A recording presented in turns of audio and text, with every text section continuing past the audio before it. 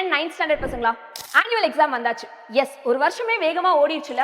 But இந்த ஒரு வருஷம் ஃபுல்லா நீ என்ன பண்ணன்றத டிட்டர்மைன் பண்ண போறது இந்த ஒரு பேப்பர் தான். இந்த ஒரு பேப்பர்ல நீ எவ்வளவு மார்க் வாங்குறியோ அதுதான் வருஷம் ஃபுல்லா எப்படி படிச்சிருக்கன்றத டிட்டர்மைன் பண்ண போகுது இல்லையா?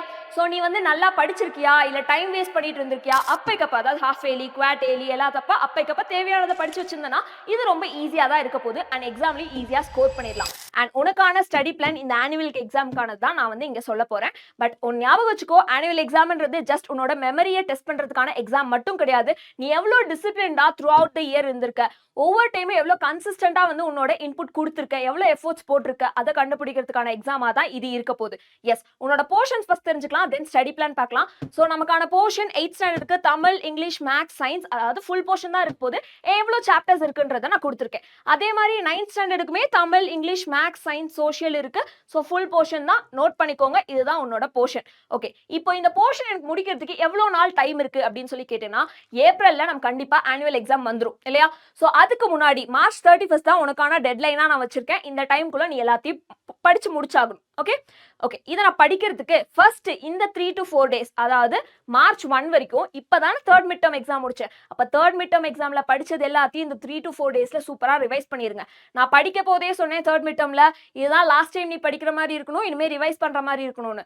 அதுல ஏதாவது பேக்லாக் இருந்துச்சுன்னா, இல்லனா இப்பதான் எக்ஸாம் முடிஞ்சிச்சு, ஆன்சர் ஷீட் வந்திருக்கும், என்னென்ன மிஸ்டேக் பண்ணிருக்க அதெல்லாம் நீ அனலைஸ் பண்ணிருப்ப. அதை இப்போ உட்காந்து படிச்சு முடிச்சிரு. அடுத்து மார்ச்ல நமக்கு 4 வாரம் தான் டைம் இருக்கு. அந்த 4 வாரத்தை வீக் 1, வீக் 2, வீக் 3, வீக் 4னு பிரிச்சிருக்கேன். இது எப்படி படிக்கிறதுன்ற ஸ்டடி பிளான் தான் நான் கொடுக்க போறேன். எஸ், ஒரு நாளைக்கு 6 மணி நேரம் படிக்க போறோம். இந்த டைம்ல நீ இவ்வளோ டைம் இன்வெஸ்ட் பண்ணி தான் ஆகணும். எஸ், ஹார்ட் ஒர்க் பண்ணி ஆகணும், நிறைய எஃபோர்ட் பண்ணணும், நிறைய சாக்ரிஃபைஸ் பண்ணணும். அப்படின்னா தான் உன்னால சூப்பரா ஸ்கோர் பண்ண முடியும்.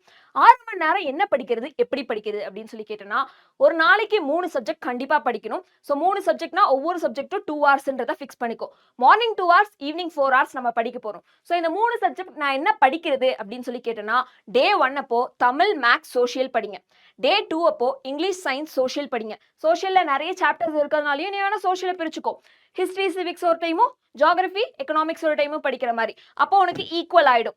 ஸோ இதான் நீ வந்து ஃபர்ஸ்ட் டேவும் செகண்ட் டேவும் பண்ணுவ. இதை ரிப்பீட் பண்ணிட்டே வர 6th டே வரைக்கும். டே 1, டே 2, டே 3, டே 4, டே 5, டே 6, டே 7, அதாவது உன்னோட சண்டே. சண்டே அன்னைக்கு இந்த 6 நாள் என்ன படிச்சியோ ஃபர்ஸ்ட் ஹாஃப் ஆஃப் த டே ஒரு டெஸ்ட் எழுதி பார்த்துரு. செகண்ட் ஹாஃப்ல இதுல ஏதாவது பேக்லாக் இருந்துச்சுன்னா கம்ப்ளீட் பண்ணிரு. இப்படிதான் நெக்ஸ்ட் 4 வீக்ஸும் உன்னோட டைம் டேபிள் இருக்க போகுது. எஸ், இதை கன்சிஸ்டன்டா நீ ஃபாலோ பண்ணனா எல்லா போர்ஷனையும் நீ முடிச்சிடலாம். ஓகே, இப்போ இதை எப்படி படிக்கிறது அப்படின்னு சொல்லி கேட்டேன்னா, டே 1 அன்னைக்கு மார்னிங் 2 ஹவர்ஸ், ஏர்லி மார்னிங் எந்திரிச்சிருங்க. 2 ஹவர்ஸ் ஸ்கூலுக்கு போறதுக்கு முன்னாடி ஒரு மேக்ஸ் படிக்கிறேன்னு வச்சுக்கோ. நியூமரிக்கல் சப்ஜெக்ட் எனக்கு மார்னிங் படிக்கிறது ஈஸியா இருக்கவங்க மேக்ஸ் ஆர் சயின்ஸ் நியூமரிக்கல் படிங்க. ஸோ அவங்க என்ன பண்ணலாம்னா 1.5 hour மட்டும் தான் நீ படிக்கிற.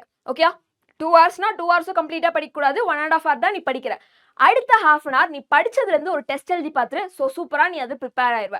சரி, ஒரு நாளைக்கு 3 சப்ஜெக்ட் படிக்க சொல்லியிருக்காங்களே, இது 10 நிமிஷம், அது 10 நிமிஷம் படிக்கிறேன், அதெல்லாம் வேலைக்கே ஆகாது. ஒரு சப்ஜெக்ட் எடுத்தா அது திருத்தமா படிச்சுட்டு நெக்ஸ்ட் சப்ஜெக்ட் போங்க. அதுக்காக 2 ஹவர்ஸ்க்கு மேல அங்க டைம் ஸ்பெண்ட் பண்ணுன்னு நான் சொல்ல. 1.5 hour படிக்கிற, ஹாஃப் அன் ஹவர் டெஸ்ட், அவ்வளவுதான்.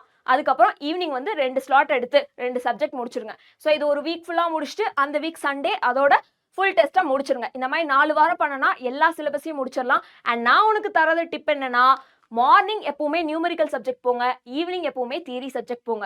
தியரி சப்ஜெக்ட்ல நியூமரிக்கல்ல நீ ஃபார்முலா எழுதியிருப்ப, ப்ராக்டிஸ் பண்ணியிருப்ப சம், ஓகே. தியரி சப்ஜெக்ட்ல ஒரு ஷார்ட் நோட்ஸ் மாதிரி கீவேர்ட்ஸ் எழுதி வச்சுக்கோ. ஸோ ரிவைஸ் பண்ண போது நீ அதை எடுத்து படிச்சா போதும். மறுபடியும் ஃபர்ஸ்ட்ல இருந்து எல்லாமே படிக்க தேவையில்ல. ஸோ இதை நீ ஃபாலோ பண்ணாலே போதும். ஓகே, எனக்கு தான் மார்ச் 31 வரைக்கும் டைம் இருக்கே, நான் வந்து நாளைக்கு ஆரம்பிச்சுக்கிறேன், நாளான்னைக்கு ஆரம்பிச்சுக்கிறேன், இல்ல ஒரு 10 நாள் கழிச்சு ஆரம்பிச்சுக்கிறேன், லாஸ்ட் 15 டேஸ் ஸ்டடி பிளான் வரும் அப்ப ஆரம்பிச்சுக்கிறேன்னா வேலைக்கே ஆகாதுரா. நீ வந்து சென்டம் எடுக்கணும், நல்லா ஸ்கோர் பண்ணணும்னா கண்டிப்பா இன்னைக்கு ஆரம்பிக்கணும். நீ இன்னைக்கு ஸ்டார்ட் பண்ணாதான் உன்னால சூப்பரா ஸ்கோர் பண்ண முடியும். ஸோ பசங்களா, நீங்க வந்து இன்னைக்கு ஆரம்பிப்பீங்கன்னு எனக்கு தெரியும். எஸ், டே 1 சேலஞ்ச் கம்ப்ளீட்டட், டே 2 சேலஞ்ச் கம்ப்ளீட்டட் நீங்க எனக்கு கமெண்ட்ல சொல்லுங்க. இல்ல நான் இந்த ஸ்டடி பிளானை ஃபாலோ பண்றேன் மேம், இன்னைக்கு நான் படிக்க ஆரம்பிக்கிறேன் அப்படின்றத என்கிட்ட சொல்லுங்க. நீங்க படிக்க ஆரம்பிச்சீங்கன்னா மட்டும்தான் உங்களால ஸ்கோர் பண்ண முடியும். நீ தள்ளி வச்சுட்டே இருந்தா, நாளைக்கு நாளைக்கு நாளைக்குன்னு தள்ளி வச்சுட்டே இருந்தா கண்டிப்பா ஸ்கோர் பண்ண முடியாது பசங்களா. ஸோ படிக்க ஸ்டார்ட் பண்ணுங்க. ஏன்னா நீ 8th to 9th மூவ் ஆகுற, இல்ல 9th to 10th மூவ் ஆகுற, அது ரொம்ப ரொம்ப குரூஷியல் இல்லையா?